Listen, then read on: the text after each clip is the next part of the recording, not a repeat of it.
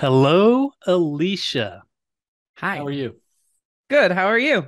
Man, I tell you what, I'm we got delayed in getting this done. I'm so looking forward to this conversation. Before we get into it, I want you to give us a little brief bio on yourself.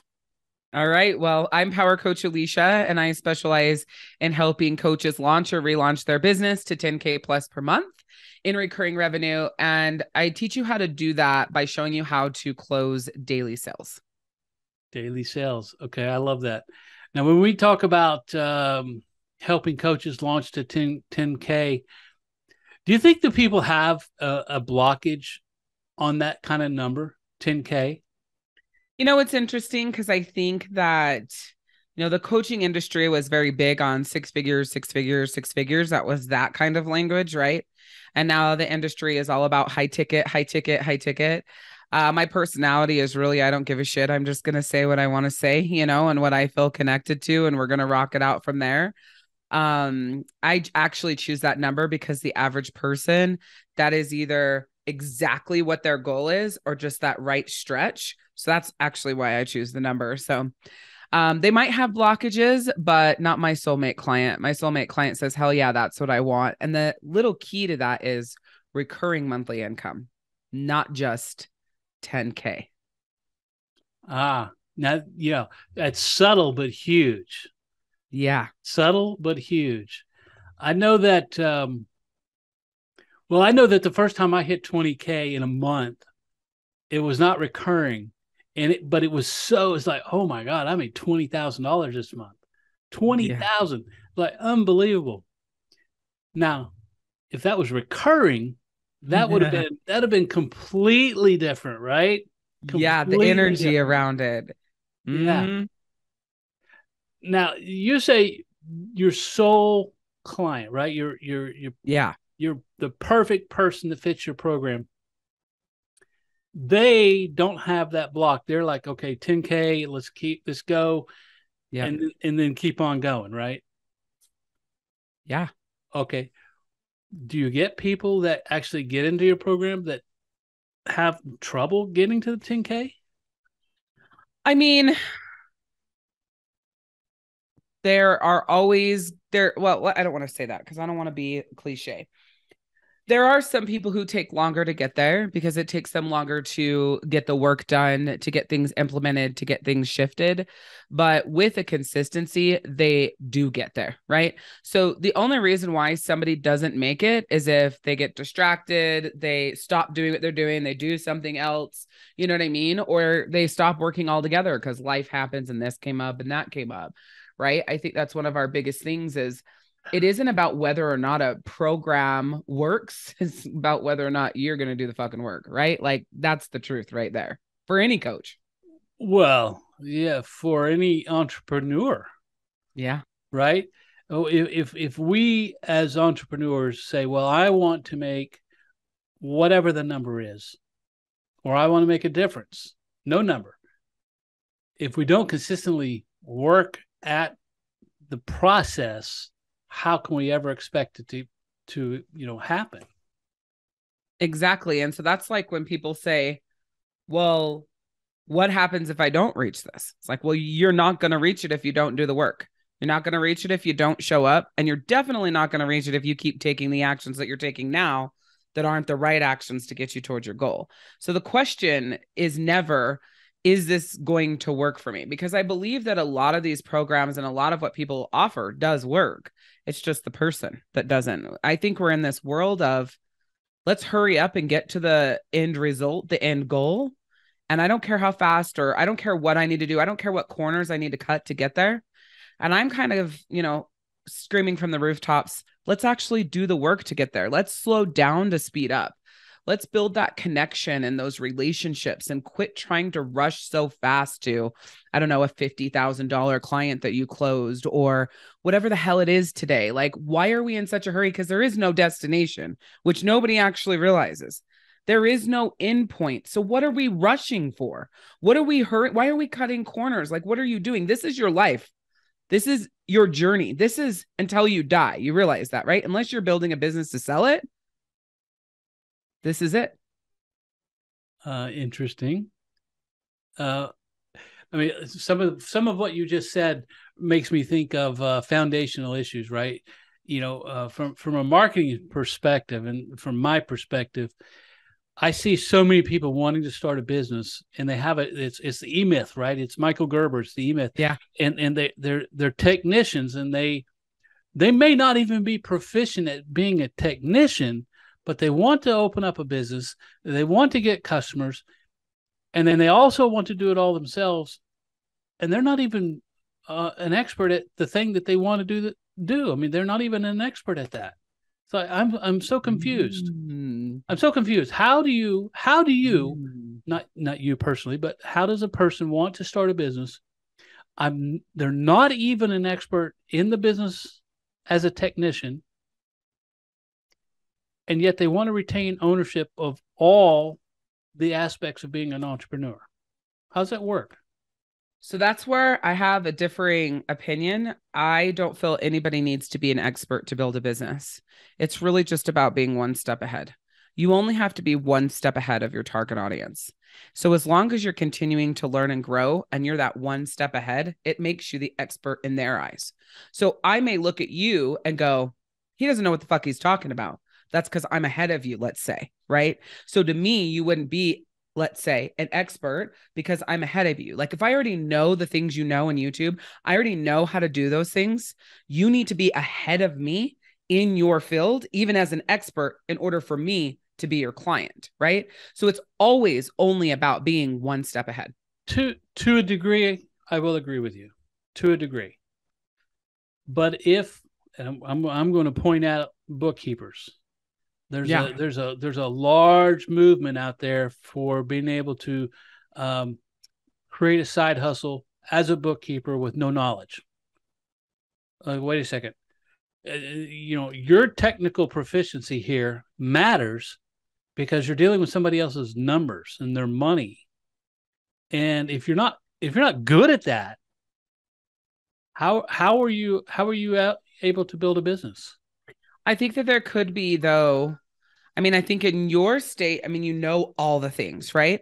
But here's an example that I want to pull back to me because I don't know. I mean, I know enough about bookkeepers because my mom is one, but let me step into this side of it where, let's say I don't know how to help you launch your business. I don't know how to help you relaunch your business. Let's say I know nothing about business, but the only thing I do know as it pertains to it is how to plan out your business. So I know how to plan out your content, your marketing, your sales plan, and turn that into your promotional plan. But I don't know how to do lead gen. Let's say I don't know how to create funnels. Let's say I don't know how to run workshops or Facebook ads, which I do know all those things, but let's say I didn't. That's all. I could only teach one thing. I could just be a master at content. That's it. Just content. But I'm not an expert in business.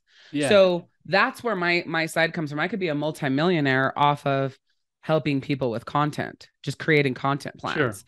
So you could take the whole world of bookkeeping, drill it down to one step, one thing that they could do to pull things together and organize it. You could build a business off of it. And I think that's where the no knowledge mindset comes in. I wouldn't use that language. I don't like that, but I think that's where that comes from. I think that's a good point. In marketing, we can break things down. I mean, because there's the field of marketing, everything's under the umbrella, right? It's called marketing. A lot of people confuse that with selling. They're two different things. They are. All right. But under that umbrella, right, we could be doing social media. And under the umbrella of social media, we could be doing written posts. We could be doing articles. We could be doing video. We could be doing Twitter, very short form, written. We could be doing YouTube shorts. We could be doing TikTok and Facebook. I mean, you can break down all of these aspects and become one step ahead of the person you're trying to help, for sure. Exactly. I just wouldn't want anybody doing my numbers that was one step ahead of me. That's the thing. The person doesn't know that the other person is only one step ahead. So that's the other part of the equation, right? You don't tell them like one step, you know what I mean? Like you wouldn't know. Yeah. I mean, I guess you would know if the person stopped, right? So if they weren't continuing to develop their skill, if the person stopped, you would find out like, well, my area of expertise is just this. If you want that, then that would be somebody else. And that's how you'd have to be honest. But I say when you're starting to build a business, and this is something I want to clarify, I'm not the type of person that gets something and stops. I'm the type of person that like learns something and grows and grows and grows and grows and grows. And so I say you only have to be one step ahead to start the business, but I think it's imperative that you continue growing and learning and evolving so you can become an expert in that field. But to start your business, you don't need to be an expert. I think it's something that holds people back. Okay. I can get on board with that thought. So what do you think about the idea of it takes 10,000 hours to be an expert? Is that something that resonates with you? I don't know. I've heard that a lot, but I never track the hours that I spend. So I have no clue, if it's accurate, if it's real, if it's how many hours. I could say, I've been a coach for 11 years. I've been an entrepreneur for almost 16. So, and I never stopped learning and growing. And I feel like this year I'm a better coach than I have ever been. And so I don't know how many hours that is. It's definitely more than 10,000, So, it's definitely more than 10,000. I mean, simple back of the napkin math, right? 40 hours a week, 50 hours, 50 weeks in a year. That's 2,000. That's 2,000. There you go. So you need 6 months at 40 hours a week or 2 years at 20. I don't know. Or 2 years or a year at 20. I don't know. But. All right. So what's your favorite thing about coaching? Oh, that's a good question. Favorite thing. Oh, there's so many things I love. It makes you smile. I can see the joy in your face. I love what I do. So I have two divisions. I have a life coaching division and a business coaching division. But my favorite thing about coaching is to take somebody from a state of feeling like they have no idea like what to do to get to where they want to go. And I just have this ability to simplify it all, create your plan, show you the steps and get you there. And I just love that shift in someone's energy when they're just like, I don't know what else to do, or I don't even know what I want to do, but I want to build a business. That was the call that I just got off of. Like, I want to do this. I have this hunger. And he was like almost bummed. But then like halfway through the call, he's lit up. I haven't even closed him yet. And he's already lit up and he's excited. He's like, I could do this. I love this. This is great. Like, so I think for me, over everything, I just love that shift from that defeat to like that power of I can do this. Is that where you get your name? That the power coach? Yeah. So I named myself Power Coach Alishia because I have this pretty unbelievable ability to transfer my power, my energy, and my strength to other people. Now, you've heard me say this before, but I think you have an incredible energy and voice, and I would use the word power that is in your voice. Yeah. I mean, I love that. It really comes through. I mean, do you know what vocal fry is? Vocal fry? Vocal fry. It's predominantly in females and younger females where they don't fully use their voice. They kind of talk, and that they're doing this when they run out of air at the end of a sentence. It starts cracking like Interesting. That never happens to me. No, it doesn't. It's like unless I'm walking on my treadmill and coaching at the same time. But other than that, it doesn't. Well, I just bring it up because it's a trained maneuver in the voice. They've trained themselves to talk like that because at some point in time they thought that was the way that girls should sound. Right? People who are confident in themselves, in their ability, in their voice, never speak like that. We sure don't. No, never. It's like, okay, if you were out there and you were doing networking, right? You were going to Chamber of Commerce or I've BNI. done that a lot. You've done. I bet you're a wonderful speaker. I bet people resonate with you, and they all come up and say, "Oh, you have such a great voice." That's how I got my start as a coach. I wrote my 30-second commercial and it was really powerful. And everybody's like, how did you come up with that? I'm like, well, that's what I do. I'm really good at, branding, tagline, messaging. And that's how I got a lot of business at the beginning. But speaking is everything. I love it. Being on the stage and just speaking in front of rooms full of thousands of people, like that's my jam. I love it. What is the largest crowd that you've been in front of? I don't know. Not 1,000. So maybe 500. That's a lot of energy. Yeah. That's a lot of energy. Yeah. I would love like 1,000, 10,000, like people, they would die, they'd be like, oh my God, I couldn't do that. I'd be like, oh my God, I would love that. So you would like to be Grant Cardone and have fill out a stadium, 30,000 plus? Hell yeah. That's the dream. When you talk about being like a millionaire or billionaire, making a ton of money, driving awesome cars, all those things, those are great. But like that is like the I have arrived moment for me, Yeah. I have not spoken in front of, a particularly large crowd. I mean, I used to do back in the insurance days, I used to speak in front of, small groups of parents of teenage drivers. And, we would get 30, 40 people there, on a monthly basis. And even that size creates a lot of energy. Oh, it does. Right. It really gets inside you, gets you excited to be able to speak to them. Mm-hmm. So I can see that. What is the most interesting thing you've done in the last 2 years? Interesting thing in 2 years. Business or personal? Interesting. I'm not sure.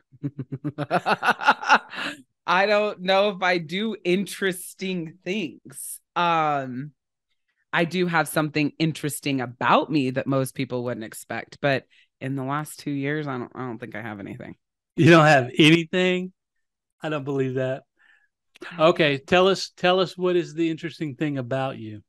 I am a percussionist, so I can play all percussion instruments. And I was a percussionist from 4th grade till I graduated high school, and I got a scholarship to the University of Utah for their drum line, which is a badass drum line. Only the best make it. And yeah, so that's the story. So you're a drummer. Yes. So do you bring the beat in on time, or do you let it drag? I do. I bring it in on time. I'm big about that. I used to do a songwriter show back in the early days, and one of the biggest complaints that rhythm guitarists had was the drummer. That doesn't even make any sense. I can't even find a drummer to stay on beat. Or maybe it was the guitarist who kept losing the beat. I guess that's a possibility. One of my favorite drummers in the entire world is Travis Barker from Blink-182. He's unbelievable. And then basically the lead singer and the drummer of Godsmack.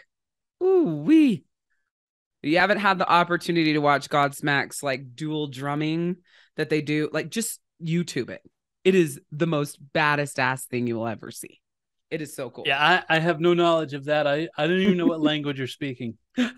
Google Godsmack dueling drummers. Okay, can we take that thing that you just said though? That thing that is part of our vernacular. We Google it, right? Yeah. We don't go to the library. We don't go ask someone. We just Google it. That's where the answers are. What if it's lying to us, though? That's the crazy thing. Well, what if? What if, right? What if, right? What if? What if? That's where guys like me want to put the truth as high as we possibly can. I agree with that. Right? If you're a good business and you're buried on page 2 or 3, what's the point? What are you in business? That's a good point. So your customer base, is your customer base predominantly female, or is it a mix? It's predominantly female. Yeah. And you found out why earlier.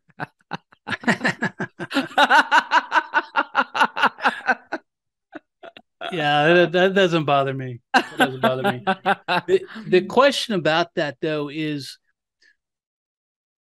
with female entrepreneurs, is there something special that about them that you have to get past or get them to get over in order to be successful? I don't necessarily feel like it's females in general. I feel like it's people in general. And it's just that confidence that they can, right?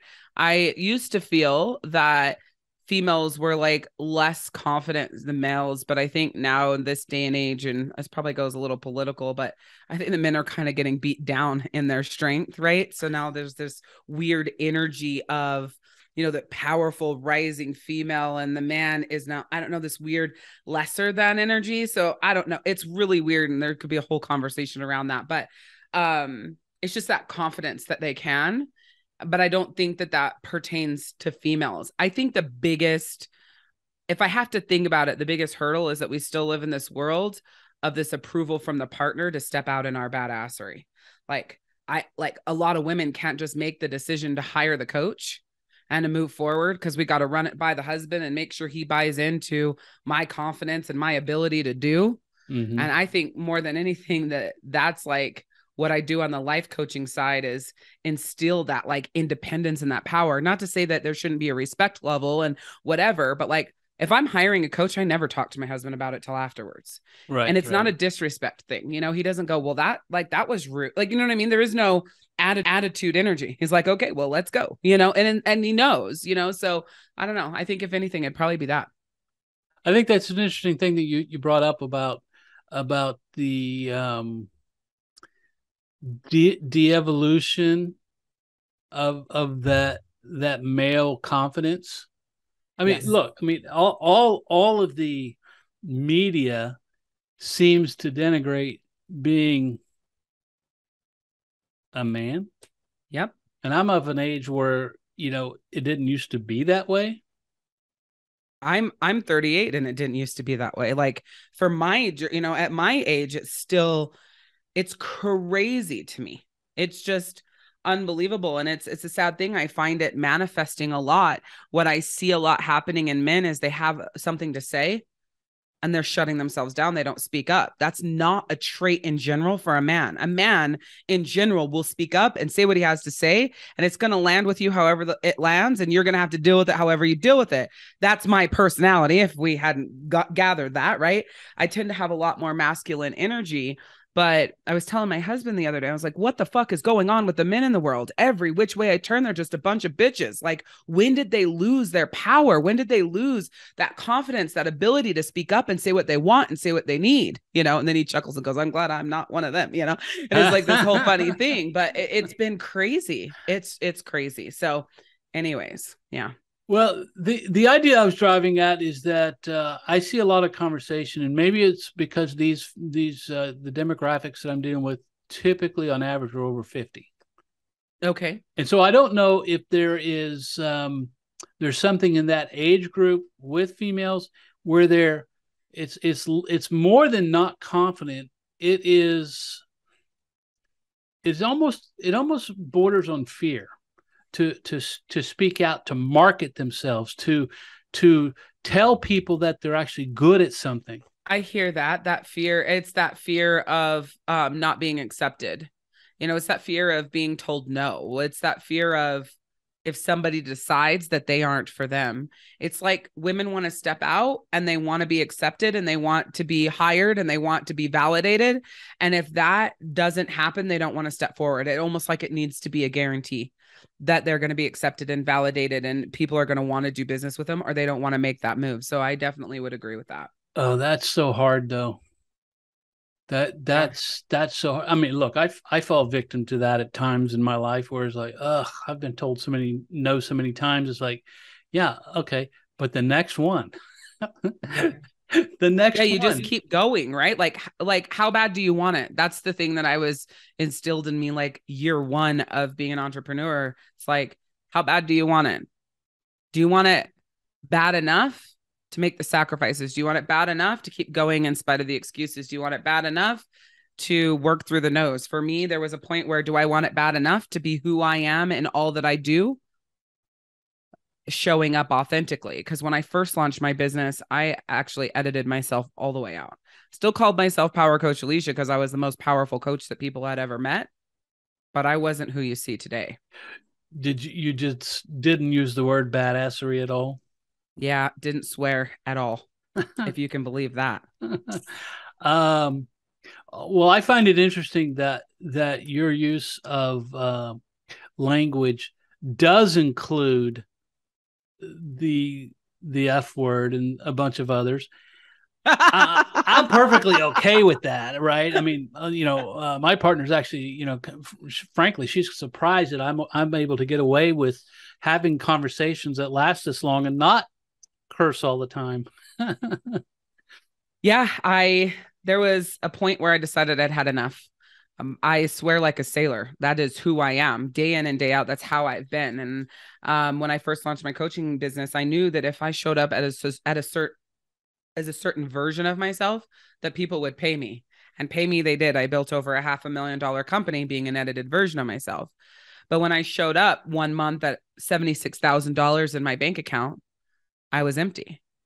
And at the time, I didn't know why. I didn't know why I felt sad. I didn't know why I felt depressed. I didn't know what was wrong with me, because I'm a Taurus. So we love money and we love nice things. I drive a BMW. Like, I am a Taurus through and through for materialistic items. But in this moment, the thing that I thought would be the most for me, all that money, I wasn't happy. Now, the hindsight was, it was because I didn't do it, being who I am. And what happened was, I saw Tony Robbins and he was swearing, and he's like my soul life coach. I love the man. And I just started paying attention. There were so many people who were swearing. They were millionaires and billionaires, and people were accepting and loving them. And I'm like, what the fuck am I doing? Yeah, right. I know the language is off-putting. I don't give a shit. Then you're not my person. Like, move on, right? Like, I'm good with that. But It took me a long time to bring that human to the business world. I'm always that human everywhere. But in the business world was the place that was hard for me. Yeah, the idea that, and I think it's antiquated, but it's the idea that there's no place in the boardroom for that kind of language. Exactly. Well, I'm not in the boardroom. I'm in my house. Yeah, it's just, I like the F word a lot. And, when challenged, I can use it as a noun, a verb, an adjective, and an 100%. Adverb in the same sentence. Yes.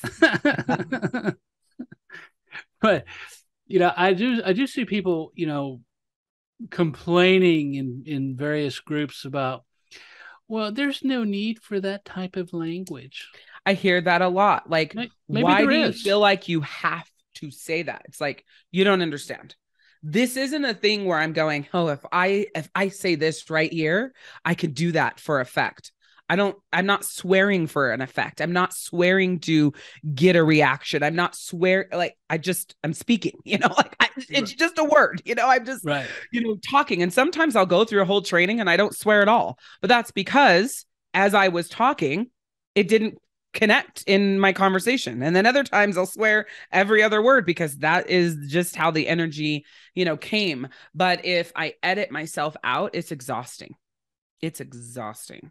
Well, because I'm trying to process that out. It takes energy to pretend. Mm-hmm. Yeah, a lot of energy. Yes. I mean, it's if you're pretending all the time, you're using a lot of energy that you wouldn't necessarily have to use if you were just being true. Agreed. I think if people, not just women, but if people are too busy putting on a coat of pretension, then they're missing the point, right? Don't focus on how the message is being delivered. Focus on what the message is, and does that message resonate? I have a good story about that. So I'm not a godly person. I'm a spiritual person, but I'm not a godly person. And there was a time where anytime a book would talk about God or whatever, I would just shut the book because it would disconnect me. Not because I'm like an atheist or something, but I would find I would be disconnected and I wouldn't be able to stay into the message. One day I was like, what if you just read the book and put whatever word connected with you there, but kept going to get the message that they were attempting to give you from that book? And so because I took that action for myself, I started using that when somebody would send me a message and say, oh, I can't stand that you swear, you don't need to talk like that. I would say, well, I'm not a godly person. And when people use the word God, it disconnects me, but I do have a choice. I can work through that and hear the message that they're wanting to deliver, or I can walk away and never get what was meant for me to hear. The choice is yours. I like that. There's a mystic named Neville Goddard. I don't know. You know Neville Goddard. Okay, great. And in his lectures, he is frequently quoting Bible passages and Bible verses, and he's applying his knowledge of the Bible in a way that makes sense regardless of whether you're religious or not. Right? And so when I first was introduced to Neville Goddard and that concept, I had the same problem that you're speaking to. It's like, well, why is he talking about God? I didn't want to read the Bible. Yeah. Right. And so I was like, whatever, just kind of go on to the next thing. And a couple of years went by, and then I got back into it, and I thought, there's something about a being, a spirit, something that's larger than everything, right? 100%. Now, is it, is there a grand design? I don't know. But if the message is to be received, I have to be open to figuring out, well, what is he actually trying to say? Not where did it come from? Exactly. The origination doesn't matter. The message can still impact you the way that it needs to. Yeah, exactly. Yeah.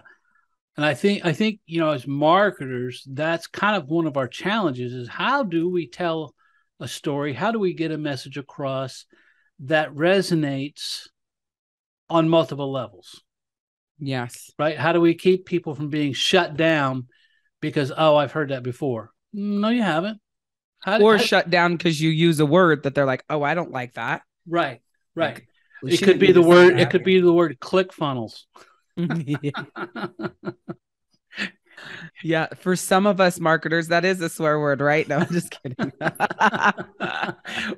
Well, look, when it first came out, it was great. Landing page platform, built things. The problem I had was, I needed email integration, I needed SMS integration, I needed, they were way too slow on the uptick for all the things that right. other providers were doing a hell of a lot faster. If they would have created an interface a lot faster for those things, they would have dominated the market even more than they did. I think ClickFunnels is good for a beginner, but as an advanced person, it's missing elements that I need. Yeah. And, whenever anybody would talk about any platform, not just ClickFunnels, but say, well, yeah, you got to go to Zapier and tie it into whoa, stop, I'm out. I think Infusionsoft did it the best, but they're expensive as hell. That was the downfall. They're very expensive. What's the other one? HubSpot, I think is very good, but then their licensing fees were just crazy. Yeah, it's crazy to get what you need. I use Kartra. I like Kartra. It does 95% of what I need, and it's a reasonable price. Yeah. But I think it's that kind of thought process where people, you're using language. And, the thing I have to fight all the time is, I hear you using words, Alishia. I hear you using words, but I don't know in what context or what they mean. Yeah. Right. And so I have to come back and say, okay, well, what do you mean by saying you want marketing? Right. Mm-hmm. What do you mean when you say you want social media? because as we spoke earlier, social media means so many different things. Yeah. What is it you're actually trying to accomplish? You know, Yeah. you may as an entrepreneur think I've got this figured out. I want this thing, but when you examine that idea that you have, there may be a better alternative. Agreed. One, you know, Yeah. so we have to figure out what it is that people are actually saying. And I think Yeah. a lot of gurus don't spend any time trying to figure that piece out. That was my point earlier. Everything is speed. We got to slow down to speed up. You got to slow down and like meet people where they are and be able to help them understand that you're going to be here. And I think I just feel like specifically for my industry, it's all about the quickest path to cash, which is fine. But I think that we're like dropping people on their ass along the way, and that doesn't matter. And that's the part that bothers me. That makes sense to me. Yeah. So Absolutely. it's like you got to slow down and find out what they need. You got to find out what they're saying. You got to find out what they mean. One, to see if you actually have what it takes to help them, Right. but two, so that they feel understood, they feel heard, and maybe you could guide them, somewhere else if you don't have that. But nobody wants to do that. I feel like. Don't you think that also has to do with expectations and managing and setting the appropriate boundaries? With your clients? Yeah. I mean, if you're not having the conversation and understanding exactly what they want and understanding the language that they're using and what those words mean, is it possible that a misunderstanding occurs about Oh, yeah. what you're going to deliver versus what they expected you would deliver? So not for me because I'm so clear and direct, like it like never happens and that's no joke, but for most people that is a problem because a lot of people aren't clear, they're not direct, they're not having that clear conversation, to where that those things don't happen. And yeah, I think you're right if you're not taking the time to understand. Yeah. I think having worked with a lot of different types of industries, I think lawyers are really guilty of that. That's funny. I wanted to be a criminal prosecutor. You just want to put people in jail. You want to know why I'm not one? This is a true story. I'm not a criminal prosecutor because I was first going to go through to be a paralegal. But when I realized that the majority of paralegals were working for men, I said, fuck that. That's a true story. I was like, there's no way that's not going to happen. Nope. I'm not going to be bossed around by a man. Not going to happen. So it didn't happen. Okay. So you're a coach, right? Yeah. At what point did you decide that you needed a coach? Ooh, day one. I spent about $400,000 or more in coaching. It really wasn't day one, but it was day one for all intents and purposes. So I launched my coaching business in 2012. And actually, I wasn't wanting to launch a coaching business. I wanted to launch my speaking empire. And I don't know, April of 2012 is when I launched. And I think I had my first coach by July-ish, June. Nice. So would you recommend, I mean, if you talk with and help a lot of people,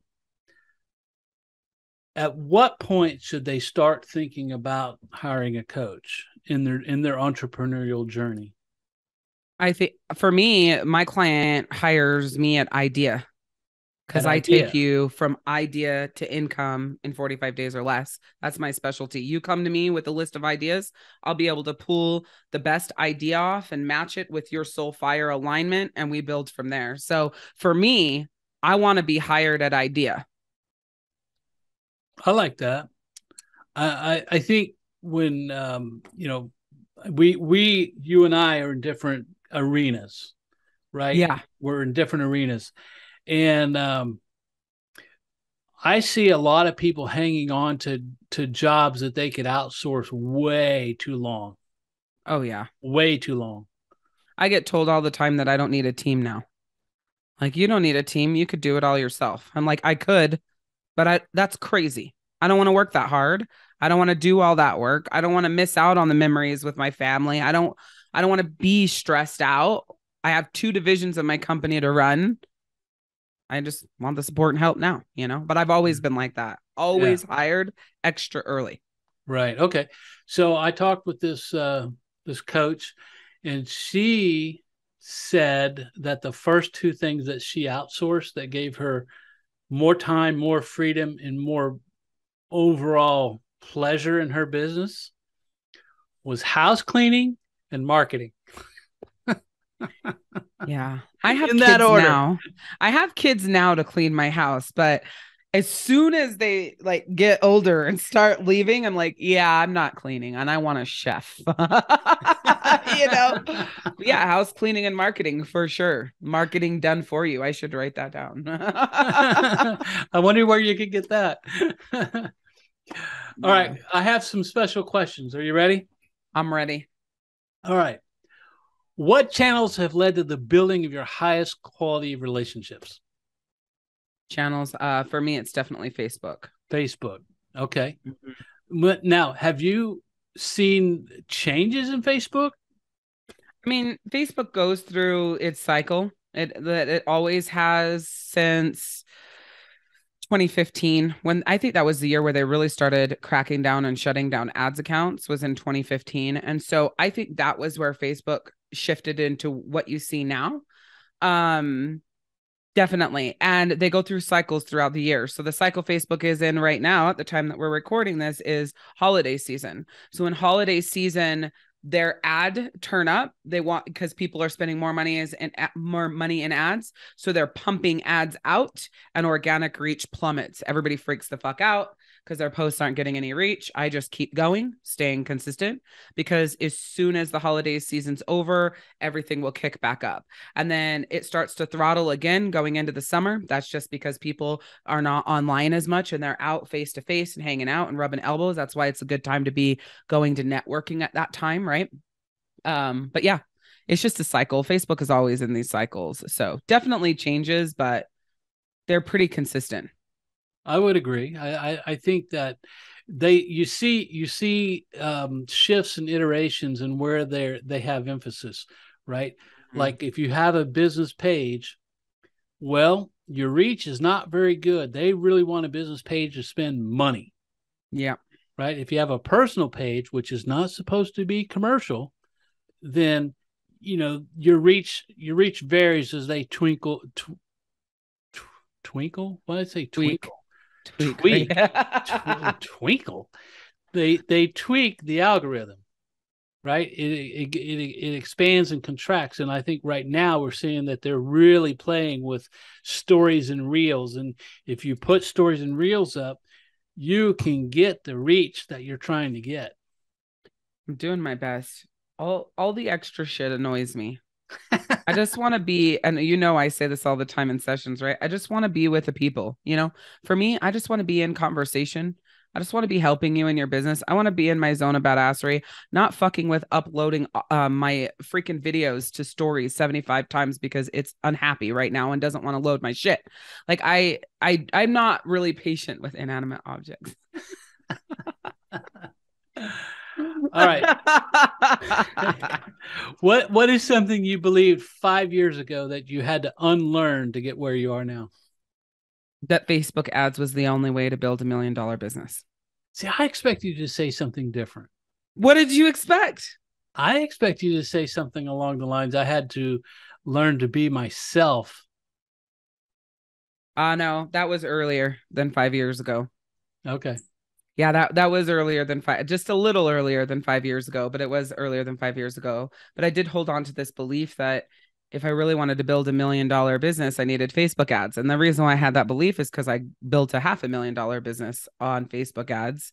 And then when my ad account got shut down, it was like the money just disappeared basically overnight, it felt like. And I was just treading water from then forward. So for me, it would be that for sure. Okay.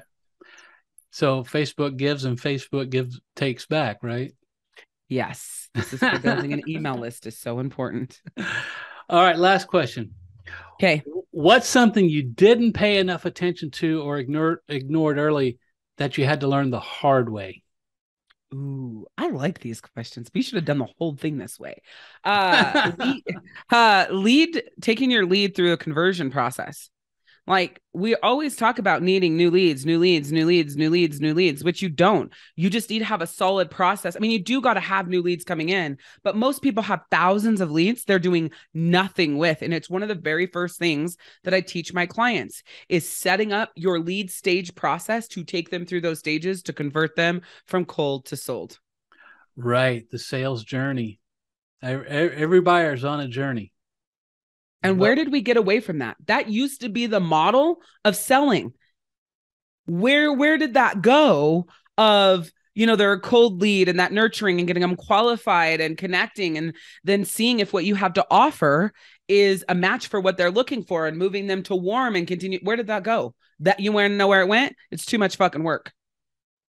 It's instant gratification. Exactly. People want to just offer you something and you buy and offer and buy and offer and buy. And so that's why you would need Facebook ads, right? That's why you need a shit ton of leads. Look, I think there's two different types of products and services being sold, right? If I have a business and I do emergency services, I do not need to do anything except answer my phone. True. Okay. There's no service, real there's process no experience. Yeah.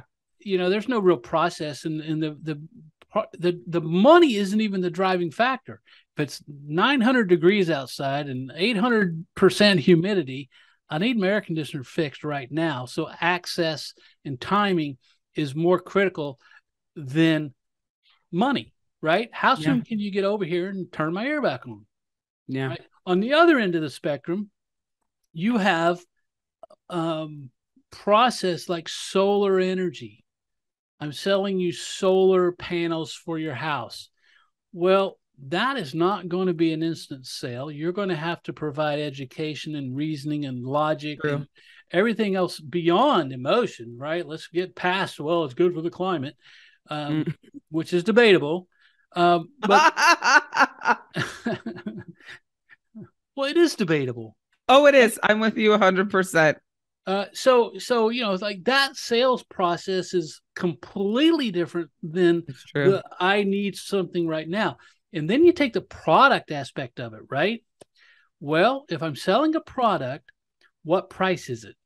If it's under $30, it could be an impulse buy. I don't need to think about that. Show me the thing. I like it. I'll buy it. If it is way more expensive, then I probably need to be educated on why I need that thing. But I also think that part of what you're saying has to do with the mindset of the person selling it, though. Because if you have a $30 product that sells like hotcakes on impulse buying, let's say, then that is where the gap in being a business owner comes in, because generally those people don't think any bigger than that. They just sell the $30 product over and over and over. But if they stepped into a client journey like what we're talking about here, it could be so much bigger for them. Yeah, they probably aren't even building an email list. Exactly. They're not doing anything that actually constitutes owning a business. Yeah. Sorry for interrupting you. I just had to put that in. That's exactly right. It's like, okay. And I think this is where I think a guru gets lost, like, and everybody fits in the same mold. No, well, they don't. They absolutely do not.